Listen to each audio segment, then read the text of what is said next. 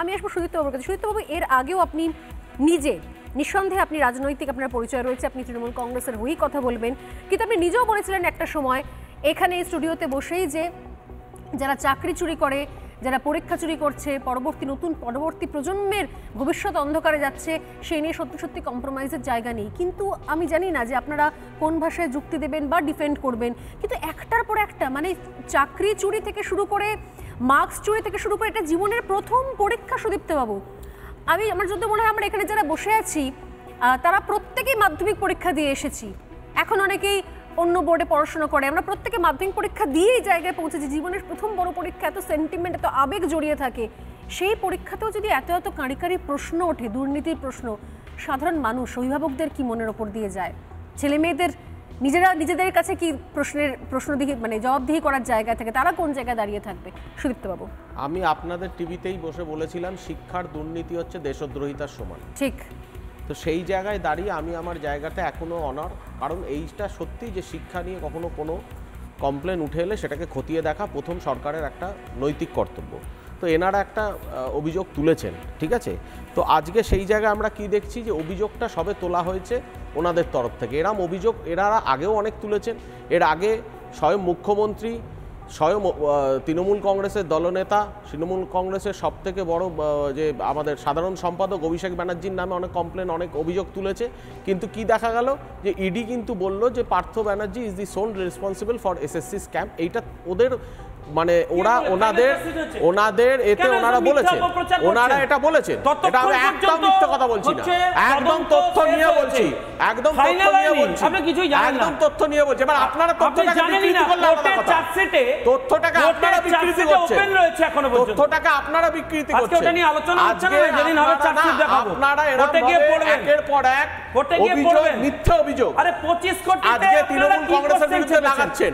আপনারা এখনো জুডিশিয়ারিতে এখনো তো ট্রায়াল শুরু করতে পারলেন না, আপনারা এখনো ট্রায়াল শুরু করতে পারলেন না, আপনাদের ডিডিসিবিআই আপনাদের ক্যাডার এখনো ট্রায়াল শুরু করতে পারলো না।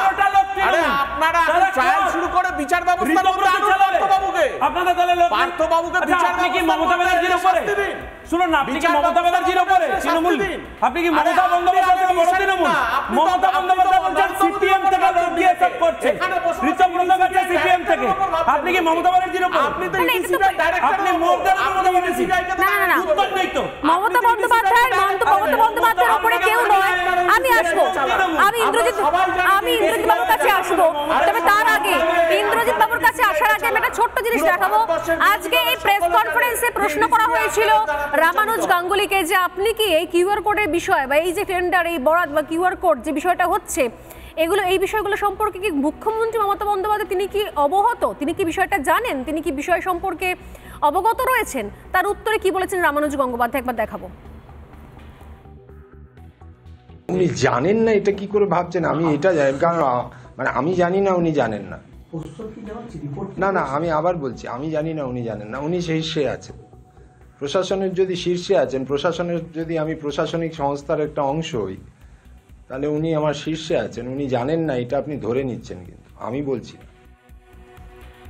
যিনি প্রশাসনের শীর্ষে তিনি জানেন না এটা আপনারা ধরছেন কেন? পাল্টা কোয়েশ্চেন করছেন রামানুজ গঙ্গোপাধ্যায়। অতএব ধরে নিলাম ইন্দ্রজিৎ বাবু মমতা বন্দ্যোপাধ্যায় জানেন, কিন্তু আমি জানি না যে এর টেন্ডার বা বরাত কোথায় যাচ্ছে, কার কাছে যাচ্ছে, বা কিভাবে এই খরচ লাফিয়ে বাড়ছে, এই বিষয় সম্পর্কে মমতা বন্দ্যোপাধ্যায়ের কাছে ইনফরমেশন রয়েছে কিনা, বা রামানুজ বাবু আসলে কি মিন করতে চাইলেন আমার কাছে ক্লিয়ার নয়। কিন্তু যে দুটো কাগজ এই মুহূর্তে আমার কাছে ক্লিয়ার, এক গতকাল যেটা দেখিয়েছিলেন অবশ্য প্রেস কনফারেন্সে, যে Indian national Trinamool trade union কংগ্রেসের যে কাগজটা, যেটা ঋতব্রত বন্দ্যোপাধ্যায় তিনি তার কাগজ, সেই কাগজ যেখানে তিনি তার সঙ্গে সরাসরি পর্ষদের যে কানেকশন সেটা এস্টাবলিশ হচ্ছে। এবং দ্বিতীয়ত হচ্ছে যে হোয়াটসঅ্যাপ চ্যাটের কথা বলেছিলাম, আমি দেখাবার অনুরোধ করব। দেখুন, বোর্ড প্রেসিডেন্ট রামানুজ বাবু, একটা চ্যাটকে যখন ট্যাগ করে লেখা হয় তখন কিভাবে লেখা থাকে, এখানে শুভ্র ব্যানার্জি তার একটা ইনস্ট্রাকশন ছিল যেটা মধ্যশিক্ষা পর্ষদের যে গ্রুপে, সেই ইনস্ট্রাকশনটাকেই তিনি ফলো করেছেন, ওই ইনস্ট্রাকশনকে তিনি ফরওয়ার্ড করেছেন, এবং ফরওয়ার্ড করে তিনি ওই ইনস্ট্রাকশনটার ওপরেই আবার ইনস্ট্রাকশন দিচ্ছেন শুভ্র ব্যানার্জি ইনস্ট্রাকশনের ওপরে। বাকি তিনি তার ইনস্ট্রাকশন দিচ্ছেন যেন সঠিক সময় এই লগ ইন করা হয়, logged in tonight or latest by tomorrow 6 AM, so that we can monitor every centre or venue from our end and get on the spot reports. Same Shubhra ব্যানার্জির ইনফরমেশনটাই, ইনস্ট্রাকশনটাই তিনি সেটাকে ফরওয়ার্ড করছেন, যেমন আমরা হোয়াটসঅ্যাপে করি, কারণ ইনস্ট্রাকশনটার উপর শিলমোহর দেওয়া যাকে বলে, এটা কি করে করতে পারেন একজন পর্ষদ সভাপতি? কিন্তু তিনি এগুলোর কোনো উত্তর দেবেন না, বাকি সবকিছু উত্তর তার কাছে আছে। কিওয়ার্ড কোড তিনি এনেছিলেন কেন, বিপ্লব করেছিলেন, তার উত্তর রয়েছে, এই কাগজগুলোর উত্তর নেই। ইন্দ্রজিৎ, দেখুন, আমরা অতীতে দেখেছি চেয়ারম্যান, মধ্যশিক্ষা পর্ষদের সভাপতি বিভিন্ন সময় বিভিন্ন যারা কমিশনের চেয়ারম্যান ছিলেন তাদেরকে বলি হতে হয়েছে। আজকে কয়েকদিন পরে আপনারা দেখবেন এই রামানুজবাবুই বলি হতে চলেছেন। এটা স্টুডিও থেকে বলছি, সময় সেটার উত্তর দেবে। এই সরকারের প্রত্যেকটা রন্ধ্রে রন্ধ্রে দুর্নীতি, যে দুর্নীতির বিরুদ্ধে আমরা সংগ্রামী যৌথ মঞ্চের পক্ষ থেকে দীর্ঘদিন ধরে আন্দোলন লড়াই চালাচ্ছি। এর আগেও আমাদের 44 দিন ধরে অনশন হয়েছে, তারপরেও কোনো রকম কর্ণপাত করেননি। বর্তমানে 18 দিন ধরে অনশন চলছে, তারপরেও আমাদের যে কাঠামো রয়েছে সেই কাঠামো ভেঙে ফেলার উদ্যোগ নেওয়া হয়েছে। ভাবুন, একটা অনশন চলছে, অনশনের মতো একটা পরিস্থিতি চলছে যেখানে এই সরকারের একটা প্রাতিষ্ঠানিক দুর্নীতিগ্রস্ত সরকার, যার প্রত্যেকটা রন্ধে রন্ধে দুর্নীতি, সেই আমি সেটা জানি, কিন্তু মধ্যশিক্ষা পর্ষদের যে বিষয়টা যেটা নিয়ে আজকে আলোচনা হচ্ছে, সেখানে এর ধরনের কোনো জায়গা লুফলস তৈরি হচ্ছে কিনা, সেটা কখনো আপনাদের দৃষ্টি আকর্ষণ করেছিল কি এর আগে?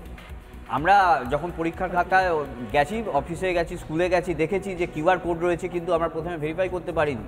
কিন্তু আমাদের মাথায় একটা চিন্তা এসেছিল যে যদি কিউআর কোড ঢেকে দিয়ে ছবি তোলা হয় সেক্ষেত্রে কিন্তু ধরা যাবে না যে কার কোশ্চেন পত্রটা। কিন্তু এই যে কিউআর পত্র তৈরি করা এবং সেখান থেকে এইভাবে সার্কুলেট হওয়া, এর জন্য কিন্তু টোটালটা দায়ভার নেওয়া উচিত মধ্যশিক্ষা পর্ষদের। মধ্যশিক্ষা পর্ষদে যিনি সভাপতি আছেন আজকে এর উপরে দায় ঠেলছেন। রামানুজবাবু কখনো বলছেন যে কেউ জানছেন কি না, এই বিষয়গুলোকে ধরতে হবে, কারণ পুরো দায়টা কিন্তু মধ্যশিক্ষা পর্ষদের উপরে যাওয়া। আমি এই জায়গা থেকে আসছি। হ্যাঁ, শঙ্কর বাবু, শুধু আমার কোথাও মনে হলো যে ছাত্রদের বলি দিয়ে দুর্নীতিটাকে আড়াল করতে চাইছে বা দুর্নীতির থেকে দৃষ্টি ঘোরাতে চাইছে। আমরা প্রত্যেকেই জানি সোনালি, আমরা যখন পরীক্ষা দিতে যাই প্রথমে একটা পুলিশ তারা দাঁড়িয়ে থাকেন, তারপরে ভেতরে ঢোকার পরে ওয়ান সেট অফ যারা ইনভিজিলেটর তারা সেখানে দাঁড়িয়ে থাকেন, সেটাকে ক্রস করে আমরা যখন পরীক্ষা হলে ঢুকি তখন ওয়ান সেট অফ পরীক্ষক সেখানটা দাঁড়িয়ে থাকে। এবার ভিজিটিং যারা দায়িত্বে আছেন তারা এসে বা যে প্রত্যেকের রুমে ঢুকে পরীক্ষা পদ্ধতিটা কিভাবে চলছে সেটা দেখেন। তাহলে এই যে 3-4 ধাপ পেরিয়ে একটা কোশ্চেন পেপার, সেটা মোবাইলে ছবি তুলে সেটা বাইরে আসছে, শুধু ছাত্ররা কেন দায়ী হচ্ছে? তাহলে এই যে 4 ভাগ অংশ যারা রয়েছে তারা কেন কি করে বাদ চলে যাচ্ছে, এই বিষয়টাও কিন্তু আমাদের একটু আলোকপাত করা দরকার। আমার মনে হয় ছাত্রদেরকে বলি দিয়ে কোথাও দুর্নীতি আড়াল করবার চেষ্টা।